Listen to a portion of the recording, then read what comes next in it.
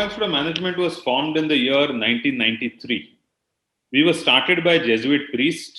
This Jesuit priest has been, quite a well-known, passionate business school institution builder. Really, he used to be the director of XLRI Jamshedpur. He founded XIM Bhubaneswar, and when he was at XIM Bhubaneswar, so he's originally a Goan. When he had come down to Goa with some students from Ohio, at that time a couple of prominent citizens in Goa, including industrialists, including the chief minister at that time, they asked him that Goa doesn't have a good business school. Can you help us in doing something here? So he said, why not, and let's set this up. So with no money at all, the Jesuit priest comes here. A lot of Goan industrialists, so the Dempos, the Salgaonkars, Menezes family, a couple of politicians at that time, Mr. Rane, all of them, they said, we will support you. And that's how they decided to put this up. Now, what's unique about the formation of GIM is there is no, while it's a private institution, there is no owner. There is no single owner or owner family. It's like a loose collection of people who feel that having good quality education, they've come together. Originally, these were 8 people, and out of these 8 people, now 4 survive. So they decided some years back that rather than it land up that, there is one person who finally survives and becomes like, so to say, a deemed owner, something like 5 or 6 years back, we decided to expand and say, whoever we think makes sense in bringing on board onto our society, we should bring them on board. So then we had people like Ashank Desai, who is the founder of Mastech in the Goan. We had the former vice chancellor of the Goa University. We have various people who we thought had the same objectives, like this set of people, and they came on board. And when they came on board, so today our society has 17 people growing constantly, and they are really, so to say, in a way you can call them the owners. So that's the unique part. And the beauty about this is not a rupee can go out of the institution. This society runs only one institution, which is the Goa Institute of Management. If you were to look at, there was a risky path, so to say, people perceived. 15 years back, all the, so to say, verticals that business schools went into outside a general management program, they didn't do quite well. Probably time was not right. We do believe that management has changed substantially today. In one way that everybody recognizes is technology has become an integral part of the way business is done. And there is no business which is today not data-driven or technology-driven. And therefore, what we what did the GIM board and the institute decide was we think management is getting more specialized. So though we have over 10,000 people who apply for the 240 places on our PGDM general management program, over the last 10 years, we've not increased places on that program. We've kept it as it is. All our growth has happened in specialized programs because we think that's what today's industry needs. So today, in 7 years, our healthcare management program today is the country's, not arguably, it is definitely the country's best healthcare management program. When we started big data analytics in the year 2018, we realized which business is there, which is not data analytics driven, whether it is, healthcare and hospitals to whatever, to hospitality, to luxury, to manufacturing, whatever business you look at, data is an integral part. And that's why we decided that the general management program itself over a period of time will have to become a big data analytics program. So we decided that's what makes sense. And the third one on the banking, insurance, financial services program. See, today the way banks are completely different from the way banks operated as little as 10 years back.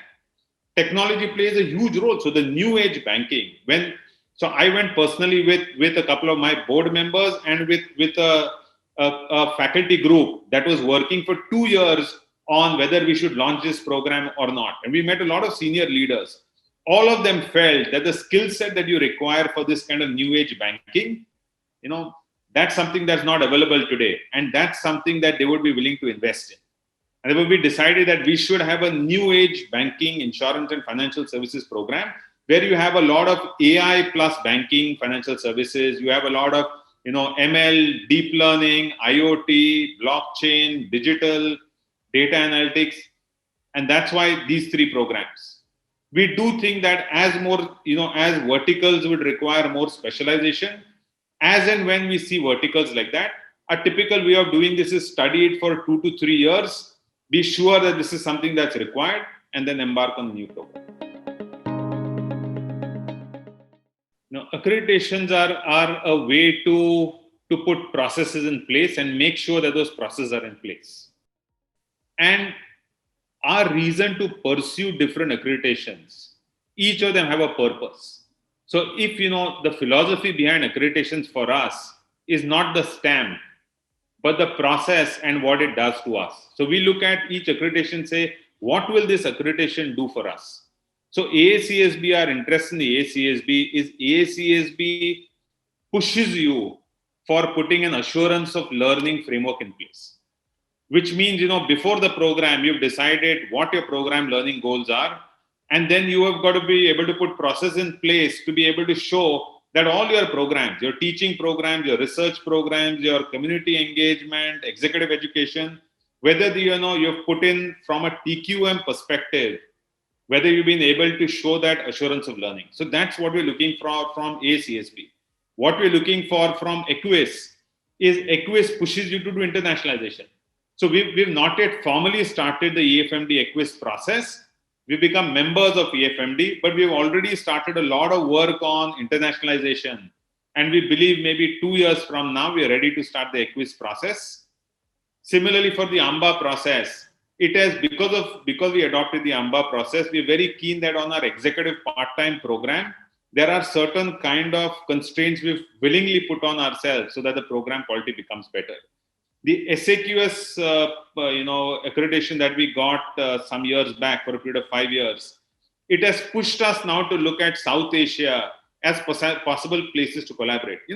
I think it's quite interesting to see that Indian schools, you look at their list of partners that they have, most partners will be European and American.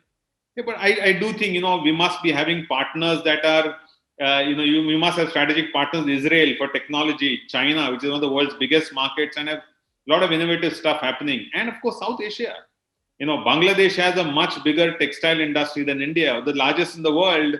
Sri Lanka has a lot of tea and rubber, and Maldives is like luxury tourism. I do think that Indian schools should be looking at partnerships there. Now, because of SAQS, we made a commitment. That's what we're going to be doing. Our admission process, like many other schools, is while they told you we have an achievers round, that's a separate way that people come for interview stage. Otherwise, all our interviews are based on exam cutoff scores. Right? Our cutoff on CAT last year was 88. On CMAT, it was, I think, 98.5. And for XAT, it would have been, I think, 82 or 83, something like that. I need to confirm that. Right? That entitles a student to be called for admission interviews. Then based on the GDPI, based on their previous academic performance, their work experience, we do believe that a business school classroom should be as diverse as it can to enhance student learning. So we also have a diversity index so that we have a representation of students from different academic backgrounds, different industry experience, different geographically from different parts of the country. All of that combined, put together, will decide on who makes it and who doesn't. We're the first business school in the country to put in a diversity index during admissions. And I know this well because I used to be the admissions chair at that point in time. This was 15 years back when we put in a diversity index. And that time when we started off, and today we've come a long way from there, there were three things that we wanted to correct. Right? One was, unfortunately, all the top business schools at that point in time, 85% of applicants were engineers. And we felt that's not what you want in a class. You want to have people who come from the arts also. You want somebody to come from medicine. You want somebody to come from commerce. And that's why we put an education diversity so that we had a more kind of a slightly more equitable mix of students. At that point in time, business schools on an average had between 18 to 20% of students were women. And we built a reputation for ourselves of being a good institution, and Goa being, a very safe place for women. We would have like 30 to 35% of females. 3 years back, we had exact 50%.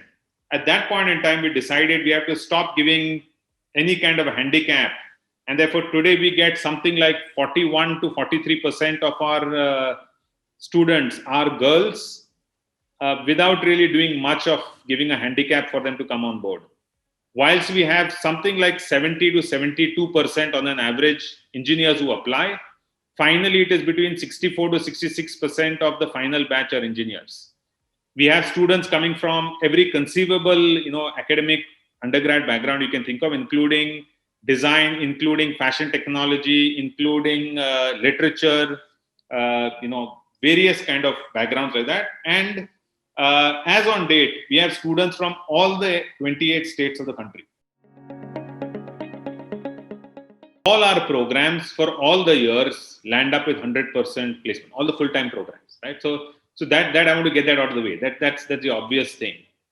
I was really surprised by the speed at which our big data analytics program placement happened. In the first year itself, they had a higher average salary than even our PGDM program, right? That was a surprise. Despite the PGDM program having an increase. So all three of our programs, and now the BIFS this is the first year, so placement has not yet happened. This is the first time we'll have summers. All the three programs are 100% last year, with each of the three programs having average salaries between 10.7 to 12.25 lakhs. All our recruiters come from, you name the sector, we have large numbers. So whether it is, the consulting companies, whether it is FMCG, whether it is banking, insurance, IT, ITES, pharmaceutical, medical device, hospitality, manufacturing, whatever. You name the sector, and we have most of the companies from those sectors who come to campus to recruit. So what drives placement? I think, reputation of institutes drive placement. In the reputation of institute, one is the career record that you've had. Most companies who've come to to recruit at GIM, they will keep coming year and year, again and again, only because of the performance of alumni. Of course, there will be some companies where they wouldn't be happy. There also will be a cultural fit. There are some companies where we find once students from GIM join, they will be there for an average of 7-8 years in their first job itself. There are some other companies where students won't last for even a year, but wherever we find that fit, which is most of the companies who come to campus, they keep coming every year. Does location play a role? Yes, of course it does. If you don't have the brand, it does play a very big role. But the top institutions in the country who have very strong brands, for them you look at their placement record, and they may not be in the 2-3 top metros in the country, yet they do extremely well. We also do extremely well in our peer group. And in the peer group, it doesn't matter, where you are. Of course, if you're a lower ranked institution, their location plays a bigger role, because then, the top companies are not anyway part of your recruiter group. Smaller companies will not be willing to travel the distance to go for interviews. But when you have the top companies, they're looking at best talent. Doesn't matter if they have to go to Timbuktu to bring them, they will go there. All our full-time programs are residential programs with 100% residential. We have a 50-acre beautiful campus. We have different kinds of hostels.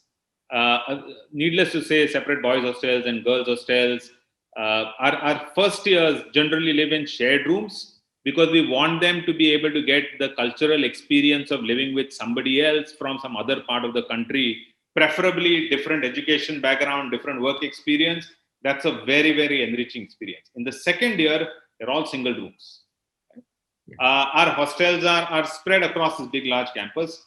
In terms of the other facilities, we have outstanding facilities. We have like a swimming pool, we have 2 tennis courts, a synthetic state-of-the-art basketball court, 3 indoor badminton courts, a volleyball court, a full-size green football ground.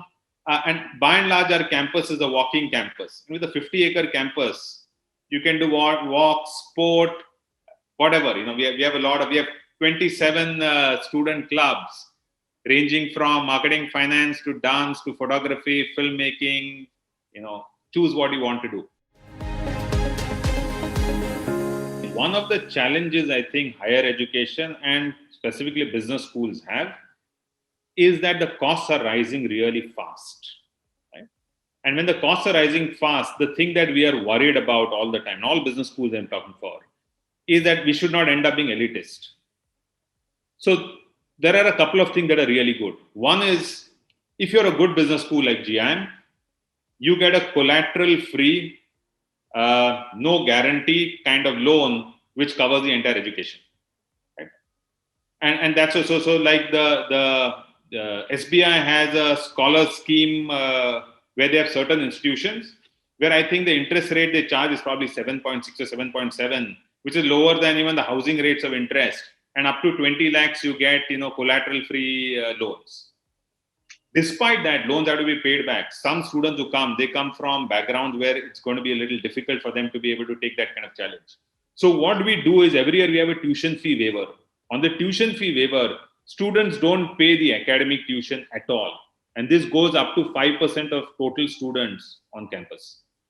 So against, let's say, a total fee of, let's just say, if it was 16 lakhs, around 11 lakhs, you will get a waiver of.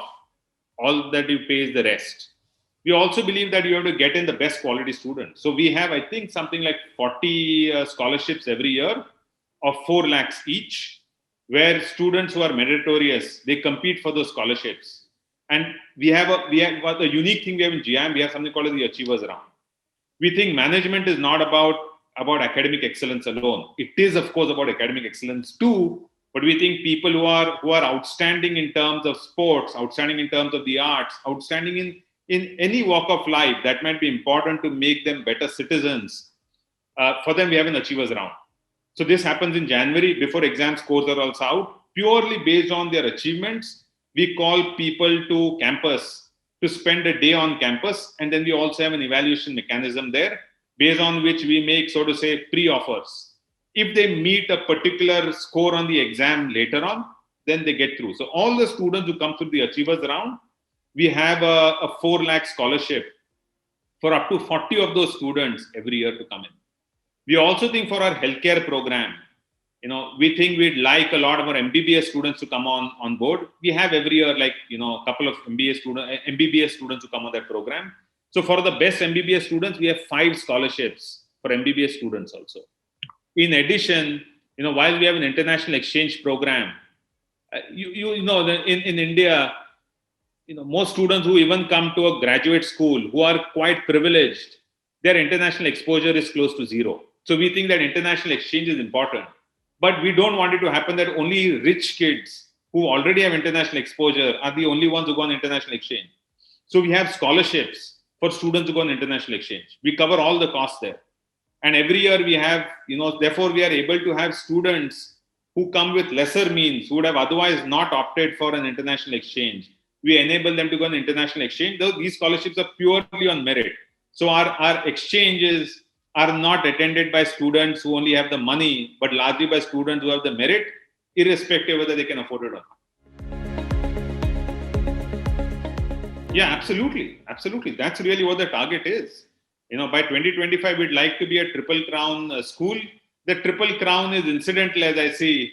If you are able to get in all the processes in place of continuous improvement on lines of each of these agencies, I think that's a big win. The triple crown will be like an added bonus. GIM would want students who think they've got to, they want to make an impact on the world, right? So we are not looking at people who just want to come here and get out with a degree and good placement in line with what GIM students usually get.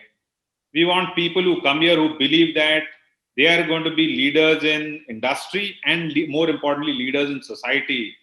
And therefore, they will kind of view their education and view their careers in that light.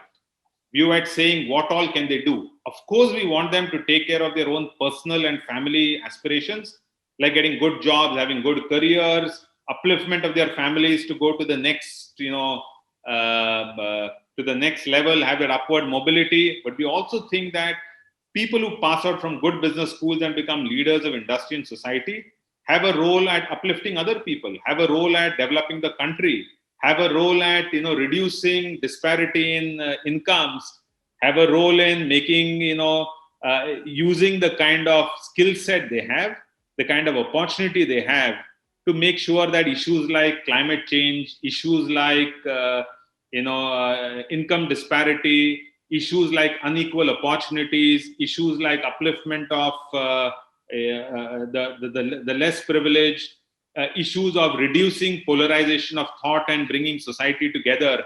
That's really the kind of people that we want, to come in GIM. So why should you be looking at GIM? If you're looking at, coming out as a well-rounded, professional at the end of the program, if you're looking at coming out as somebody so the GIM's tagline is learning never stops at GIM. So we are not looking at students who only want to, excel at academics. We of course want you to excel at academics, but we do think that it will be well-rounded in terms of you should understand sport, you should understand music, art, literature, meet people from different walks of life, get exposed to senior industry leaders, have international immersion experiences. That makes you well-rounded enough to be able to survive and excel in any context, any industry, any environment. Strike conversations with very diverse people like environmentalists, with farmers, with musicians. If that's the kind of thing that you're looking for, then GIM is the right place for you.